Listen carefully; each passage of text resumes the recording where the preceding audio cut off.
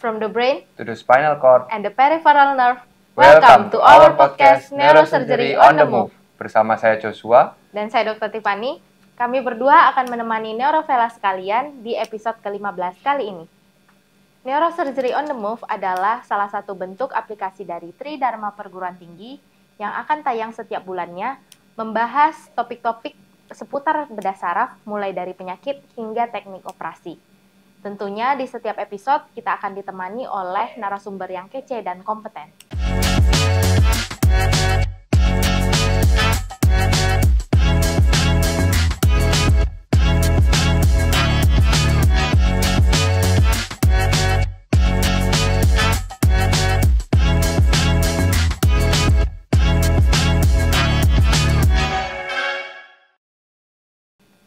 Di episode ke-15 kali ini, kita akan membahas mengenai penanganan terkini pada stroke yang akan dibawakan langsung oleh salah satu profesor program studi spesialis bedah saraf Fakultas Kedokteran Universitas Udayana, yaitu Profesor Dr. Sri Maliawan, spesialis bedah saraf, subspesialis neuropediatrik FICS. Terima kasih nih Prof, sudah hadir kembali ke sini meluangkan waktunya. Terima kasih, selamat sore. Salam sehat untuk kita semua. Oke, Prof. Ini kita akan saat ini kita akan membahas tentang stroke, nih, Prof. Kalau boleh tahu sedikit definisi tentang stroke itu apa ya, Prof ya? Iya, ini stroke ini sebenarnya menarik sekali ya. Tapi sebelumnya saya jelaskan sedikit ya pendahuluan untuk otak. Ya. Otak itu kira-kira setiap orang itu beratnya kira-kira 2% dari tubuh ya. Meskipun gitu, tapi aliran darah yang menuju ke otak itu kira-kira 20% dari aliran darah yang dipompa oleh jantung ya. Itu artinya di otak itu hampir setiap jengkal tubuh kita ada proyeksinya di otak. Ya, itu pentingnya ya. Sehingga kalau kita definisikan stroke itu adalah gejala yang terjadi serangan mendadak gitu ya, yang bukan karena trauma. Itu stroke itu terjadi oleh karena hilangnya atau berkurangnya aliran darah pada pembuluh darah tertentu di otak. Itu berkurang. Bisa berkurangnya stroke itu oleh karena perdarahan, bisa juga non perdarahan ini ya. Yang aliran darah berkurang tiba-tiba kemudian menyebabkan otak kekurangan aliran darah dengan cerebral blood flow ya, sehingga tidak berfungsi bagian tertentu di otak ya, yang bukan karena trauma, itu kita sebut stroke. Jadi kalau tersumbat itu bisa menyebabkan stroke non perdarahan ya. Kalau karena pembuluh darah yang pecah karena perdarahan ya stroke karena perdarahan ya, sehingga ya kalau kita lihat ininya gejalanya hampir sama-sama tiba-tiba ya gitu. Ini prinsipnya adalah berkurang dan hilangnya aliran darah ke tempat tertentu di bagian otak. Ya. Berarti ada yang perdarahan dan ada yang non perdarahan gitu ya, Prof ya. Kira-kira kalau perbedaan spesifiknya gitu ya, Pak? Ya, gini ya. Kalau non perdarahan itu biasanya terjadi karena penyempitan pembuluh darah tertentu yang menyempit. Menyempit itu bisa karena ya biasanya atherosclerosis ya, penyebab lain juga bisa juga karena lepasnya gumpalan-gumpalan bekuan darah dari tempat jauh, biasanya dari jantung yang menyumbat pembuluh darah tertentu di otak. Nah, itu menyebabkan bagian tertentu tergantung di mana dia tersumbat ya, embulus itu. Kalau pembuluh darah yang menyempit karena atherosclerosis itu di tempat tertentu di situ juga bisa ya terjadi penyempitan. Penyempitan itu gejalanya misalnya paling tampak sering yang bingung kan penyebabnya kalau menyempitnya di tempat jalur gerakan, jalur motorik gitu misalnya, kelumpuhan separuh tubuh gitu, itu jelas kelihatannya. Kalau yang enggak, misalnya bukan di tempat itu, mungkin enggak ada gejala, sampai ada gejala gangguan lain, tiba-tiba telinga bertenging dan sebagainya. Mungkin itu sumbatan tiba-tiba bisa ya. Kalau di otot tersumbat ya sakit otot dan sebagainya ya. Jadi kalau ada gejala stroke di otak, artinya bukan hanya pembuluh di otak yang terganggu, pasti ada di seluruh tubuh ada gangguan. Cuman kalau dia tersumbat di otak namanya stroke, gejalanya jelas yang harus diperhatikan. Dan stroke ini juga kalau tahun 2015 itu kira-kira CDC ya, stroke itu penyebab pertama kematian itu adalah gangguan penyakit jantung ya. Kemudian kanker, cedera, kecelakaan, kemudian penyakit infeksi ya, saluran napas atas bawah ya. Kemudian yang kelima penyebab stroke itu penyebab kematian ya, kelima. Tapi tahun 2019 oleh WHO penyebab kematiannya tetap jantung nomor 1, juara 1 terus jantungnya. Kemudian yang kedua stroke sekarang kedua ya. Stroke itu mulai umur tua lebih banyak, life expectancy lebih banyak dengan segala penyakit degeneratifnya dan mungkin pola makanan. Selain itu umur stroke juga makin muda gitu ya. Kecil juga bisa ada stroke gitu. Itu.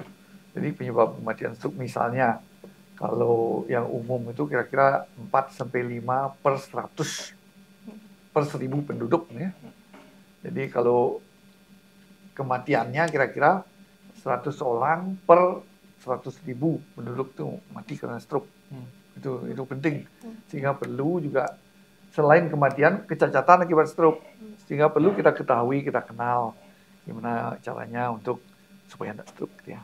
Itu kira-kira. Itulah gambaran seberapa pentingnya stroke. Berarti trennya sekarang makin umur muda makin banyak ya Prof ya sekarang stroke. Makanya program dari Kemenkes juga sekarang sedang menggalakkan ya untuk mencari dokter-dokter di bagian tim stroke begitu ya. Berarti anak-anak juga bisa ya Prof ya terkena stroke ini sekarang? Bisa. Anak-anak biasanya kalau stroke pada anak umumnya penyebabnya karena ada kelainan pembuluh darah ya. Misalnya yang diganggu yang disebut dengan kelainan APM ya, yang pembuluh darah arteri dan vena yang langsung ada shortcut istilahnya ya. Kemudian kelainan bawaan yang lain ya.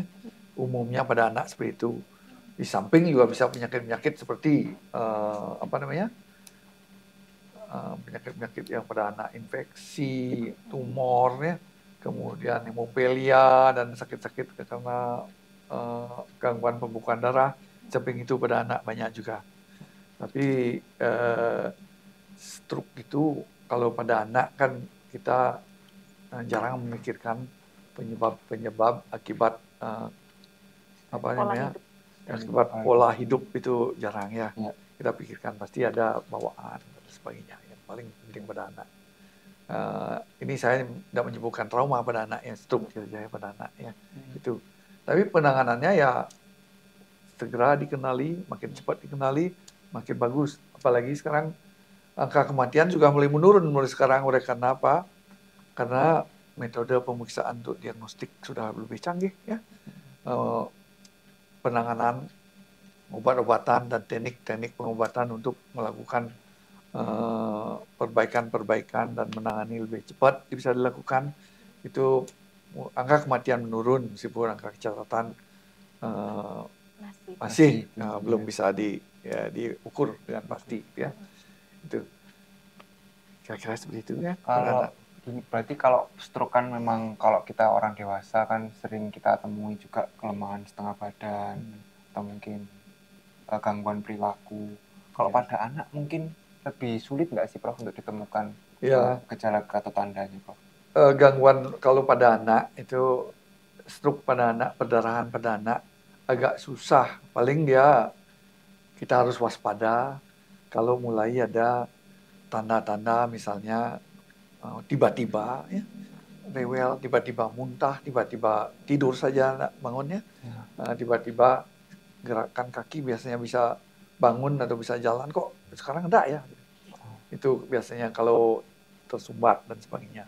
Kalau perdarahan tergantung besar kecilnya perdarahan dan tergantung juga letak perdarahan pada anak ya.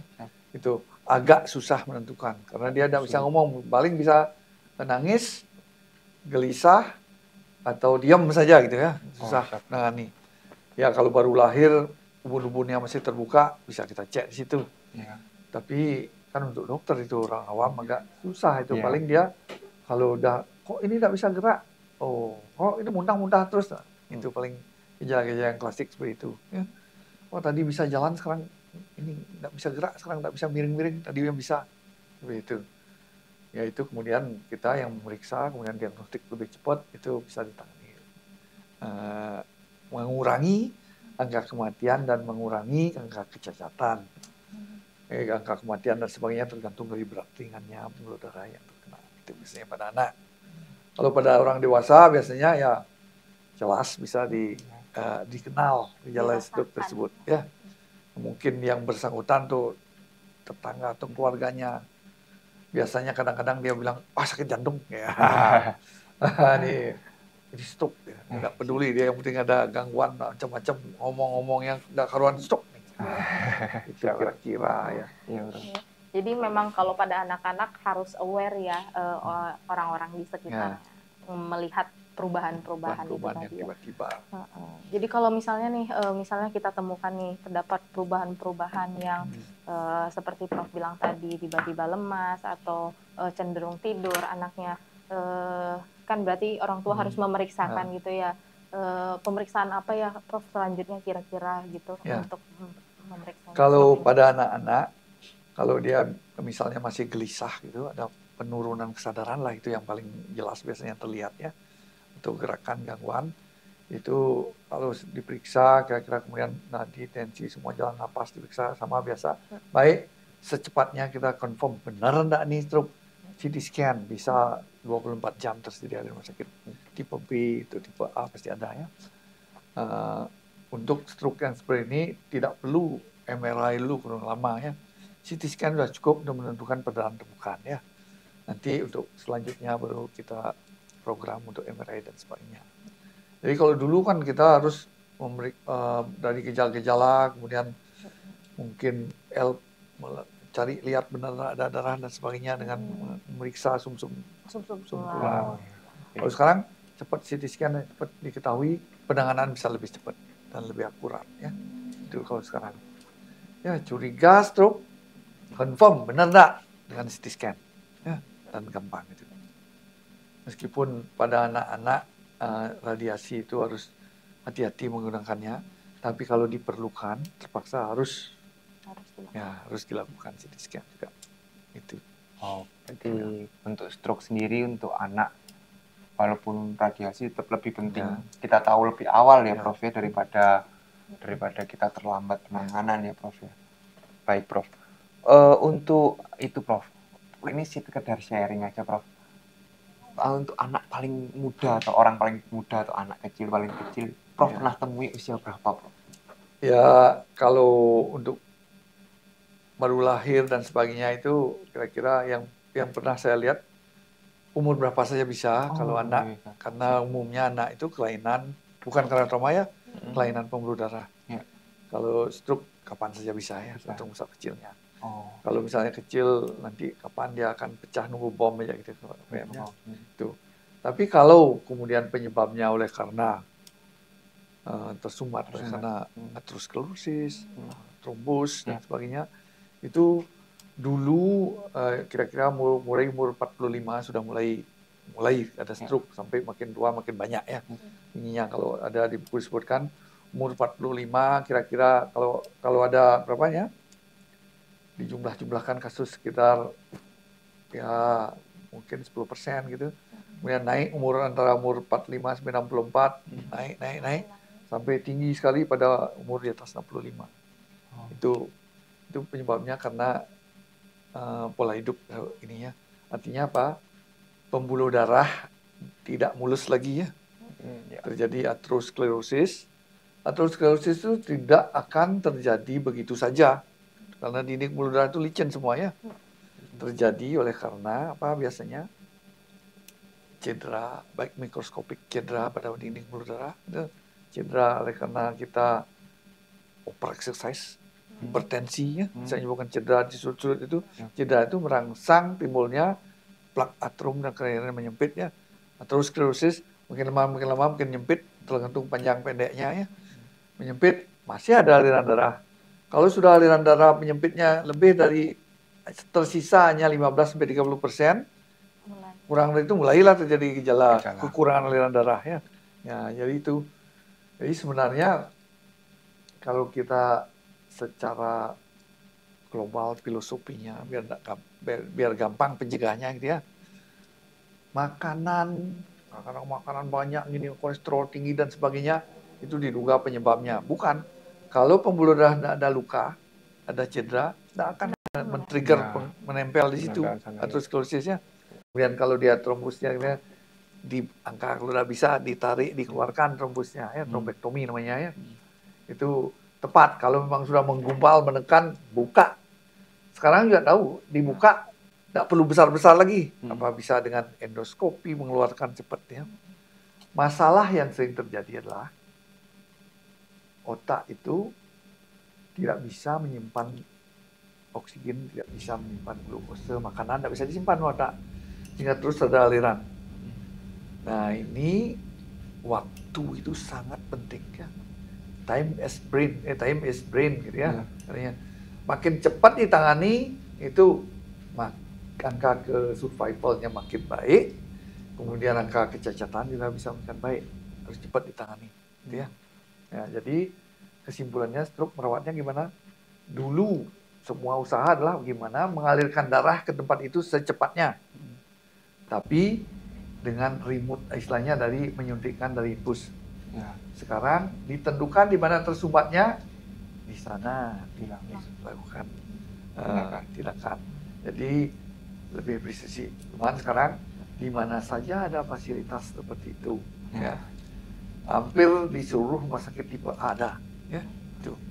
Sekarang tinggal manajemennya gimana mengatur supaya kalau di dunia itu mereka berpikir gimana berlomba mempercepat waktu masuk dan actionnya, tindakannya berapa menit makin dipendek-pendekkan.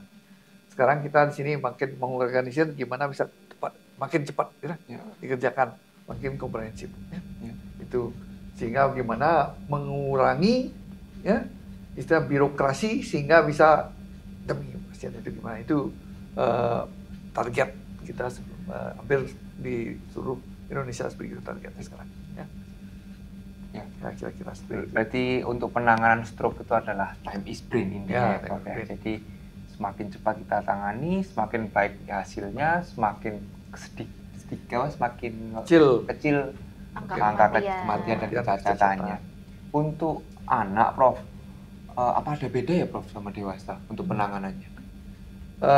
Umumnya pada anak itu, ya, kalau misalnya bayi di bawah 2 tahun atau di bawah 1 tahun kan tulang-tulang kepala itu belum nutup sekali, ya. Makanya selalu dipikirkan apakah itu sudah tegang, ya, apa masih cekung dan sebagainya. Karena pada anak-anak itu kita memikirkan juga kalau dia perdarahan, ya,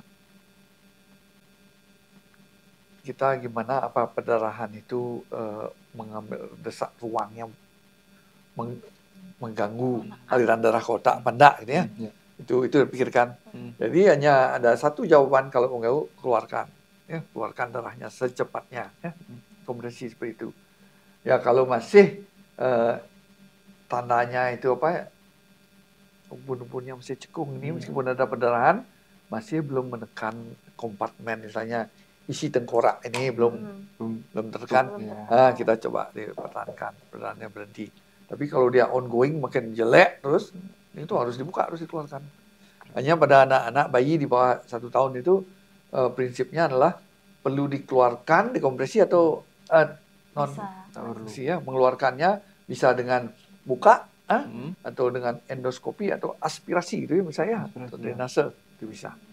Itu prinsipnya.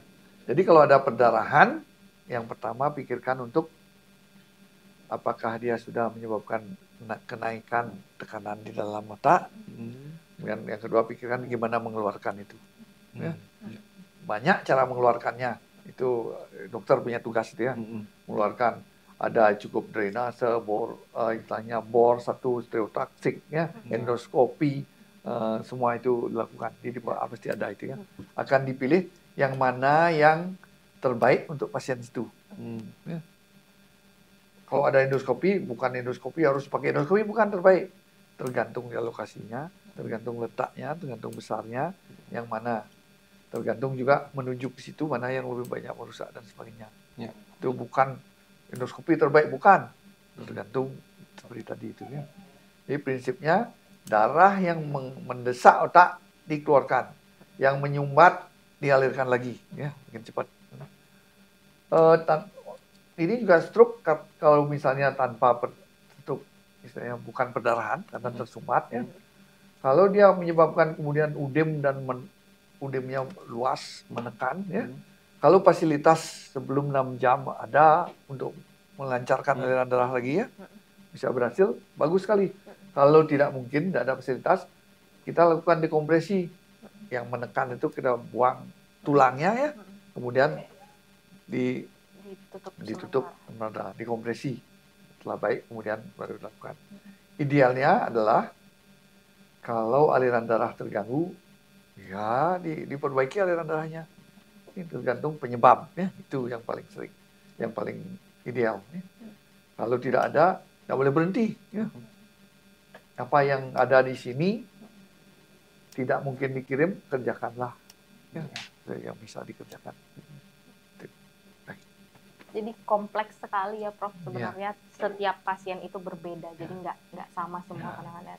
Tergantung lagi kasusnya tadi, sudah berapa banyak perdarahan menekan otak atau tidak. Gitu. Saya ada tambahan sedikit. Kalau ada stroke karena perdarahan, kemudian jelek sekali keadaannya menurun, terus ongoing bisa menurun, terpaksa tindakan segera dikeluarkan darahnya sampai darah berhenti. Kemudian kalau sudah berhenti, apalagi pasiennya relatif muda gitu ya, harus diikuti apa penyebabnya. Karena penyebabnya bisa aneurisma, tadi bisa juga karena APM misalnya, kelainan pembuluh darah arteri dan vena itu. Itu harus dicari DSA istilahnya ya, DSA. Kemudian kalau ketemu APM misalnya pada yang muda itu, kalau dibiarkan itu artinya apa? Ada bom di situ, suatu waktu akan meledak kalau tekanan darah naiknya. Itu harus diketahui penyebabnya. Kemudian setelah ketahui, kita lakukan prosedur gimana caranya menghilangkan APM itu. Tergantung ya. Sekarang bisa dengan emboli ya, embolisasi, pembuluh darahnya emboli disumbat ya. Bisa dengan operasi tergantung lokasinya. Bisa juga kalau kecil kurang dari 3 cm, sekarang ada namanya istilahnya gamma knife ya. Kemudian tanpa operasi disinar, ya. Di Indonesia baru ada satu aja di Jakarta, di RCM sama sebelumnya, di RCM yang harusnya. Gamma knife. Jadi kalau ukuran kelainan pembuluh darah kurang dari 3 cm dengan gamma knife itu bisa tanpa operasi ya, tanpa side effect. Ya. Nah, itu pastinya. Nah kalau lebih dari itu biasanya kurang berhasil, sehingga setelah gamma knife harus dilanjutkan lagi terapinya. Jadi kalau misalnya yang sudah tua itu ada perdarahan menurun, tetap juga harus dikeluarkan. Nah, gimana caranya? Dan kemudian tentukan juga apa ada kemungkinan karena aneurisma. Kalau ada kemungkinan seperti itu, dilakukan juga pemeriksaan lebih lanjut untuk menentukan penyebabnya. Itu kalau dibiarkan seperti bom juga nanti kena meletus lagi.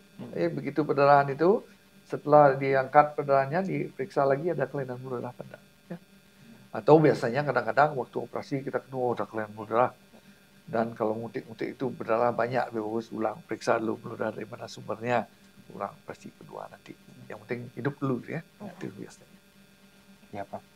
Jadi kalau itu Prof, pada pasien anak dan dewasa, kalau misal terjadi stroke, mungkin perdarahan atau sumbatan, biasanya kalau yang sudah terjadi, angka kesembuhannya lebih baik mana sih Prof sebenarnya untuk anak atau dewasa? Apakah lebih baik anak mungkin karena masa pertumbuhan? Gimana Prof? Mungkin ada kalau gini ya, kalau kita menentukan secara baik, Bu. Susah menjawabnya karena stroke itu lokasi di mana, ini pusat apa, ini otak sudah. Kalau sama-sama gitu ya, sama-sama di frontal gitu ya, sama-sama pada anak, pada orang dewasa. Tentu saja kalau kita ambil pada anak-anak, karena pada anak-anak nanti bisa terjadi, sekarang sudah terbukti ya, sel otak bisa dikultur, bisa ditumbuhkan. Bisa kemudian namanya neurogenesis terjadi dengan misalnya, meskipun bisa jalan ikat tumbuh dan sebagainya, bisa juga tumbuh lagi otaknya di situ. Ya. Pada anak-anak compliance-nya lebih tinggi ya, lebih kuat ya. Di samping itu kemampuan regenerasinya lebih baik dibandingkan dengan orang dewasa.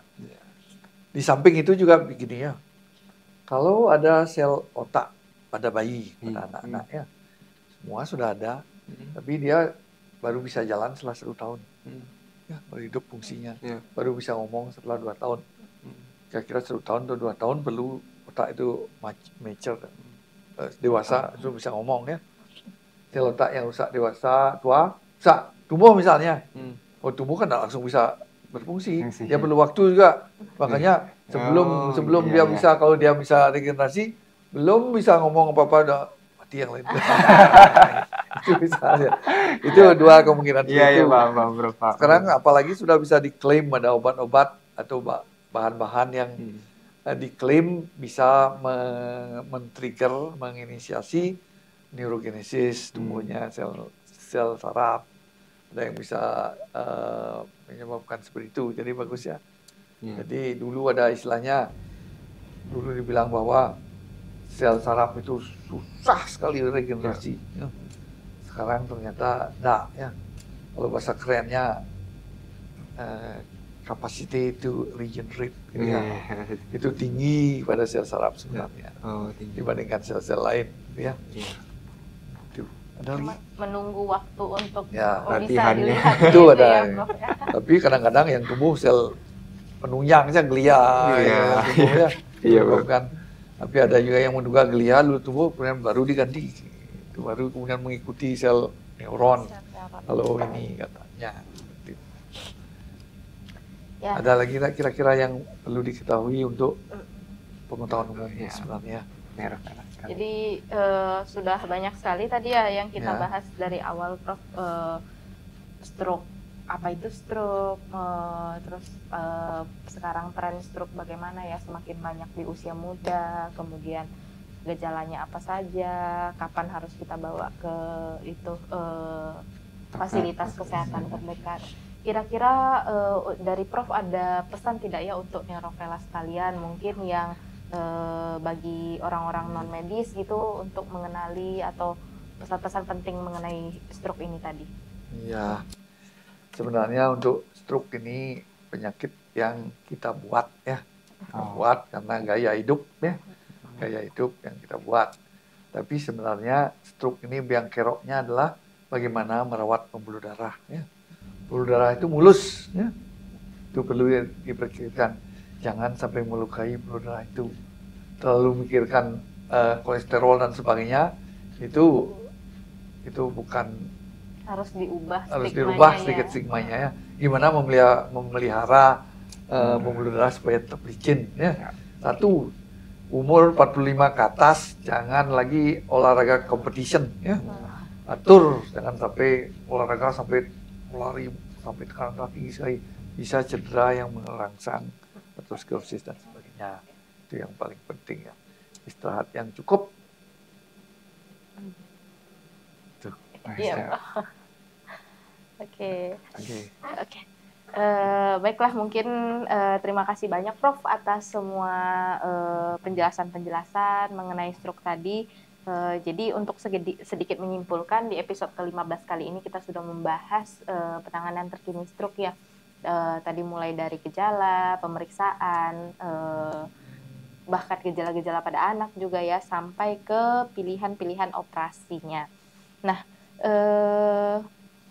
bila ada komentar atau masukan atau mungkin saran topik yang ingin neurovelas sekalian bahas, bisa menghubungi kami di Instagram @neurosurgery.udayana atau melalui channel YouTube kami Bedah Saraf Unut. Nah, podcast neurosurgery ini akan tayang setiap bulannya. Jangan lupa like, comment, dan subscribe di channel YouTube kami. Nantikan episode Neurosurgery on the Move selanjutnya. Bersama saya Dr. Tiffany Dan saya Dr. Joshua. Salam Neurosurgery on the Move.